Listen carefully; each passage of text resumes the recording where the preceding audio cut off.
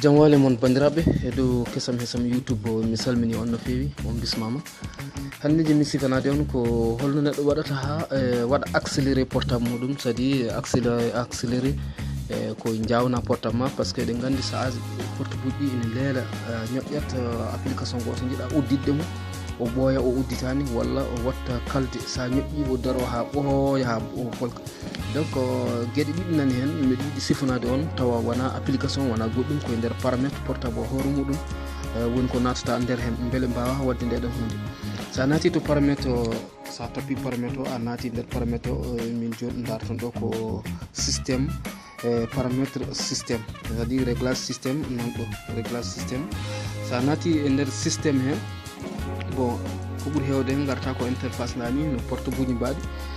sa daari ɗum, sa naati tan jaaha ɗo à propos du téléphone en bas, sa naati less à propos du téléphone ɗo, donc kewɗa yaade ko version di numéro du version on tappa ɗum hakke laabi 5 a yiyan mode développeur o waɗa activé, par ce que min joni ɗo woni ɗo mode développeur o ko baɗɗo option de développeur ko waɗa activé ko kanko wonno jeeton ɗo. Donc naata option de développeur, donc idi fuu tafo ngara mbaɗa défil ngabba to jaaha ha ɗo échelle animation fenêtre, oɗon dara échelle animation fenêtre, donc c'est 1x naata janza guitta e 1x mbaɗamo 0,5x, voilà 0,5x. donc oɗon kadi naata nder ɗo woni jaaha mbaɗa 0,5x, no naata e deuxième o kadi mbaɗa 0,5x. donc vous voyez mbaɗa défil ha jettoɗa ɗo forcé de waɗi défil a ngabbi ɗum noon wona wajib, kono ko woni wajib to e mbaɗi ɗum activé.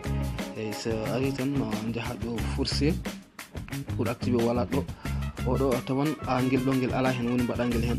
donc sa minore le téléphone hokka waɗanmo accéléré o wawa yawde. kadi so ɓiɗni ɗon toujours koye nder paramètre gonɗe.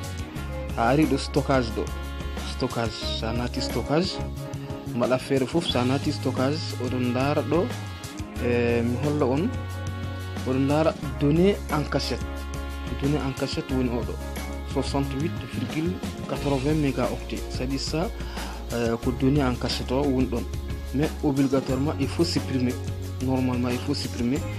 ko ɓuuri hewde hen so tawi woɓɓe ne mbawi hutora téléphone mum hakke duuɓi ne foti kono teskotako ɗo, alors que ɗo ina wawi wadde occupé pendant plusieurs mégas ou bien ha yettoyo giga ni, par ce que souvent a yiya téléphone ngaji goɗɗi ɗo ina waɗi occupé jusqu'à 3 giga.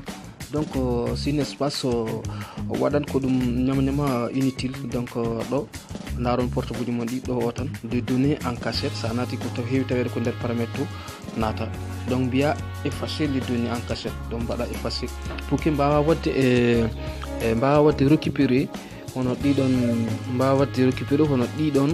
données ji cuuɗi ɗi, par ce que ko place uji ɓamata. souvent aɗa yiiɗa hay ɓamde gueɗe goɗɗe tawa portable ma ne polki, mais pile pas sa naati ɗo e guel ɗo nokkuyel a tawat ko sa waɗimo supprimé tan ko jiɗɗa wadde ko tawa waɗani données ma hay goto, o wayno photo ji maɗa walla vidéo ji maɗa tawa hay goto hen a waɗani supprimé.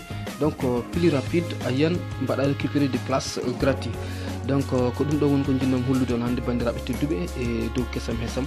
nden noon on calminama, on beltanama, so Allah jaaɓi ma en tawdir ɗo saaha goɗɗo.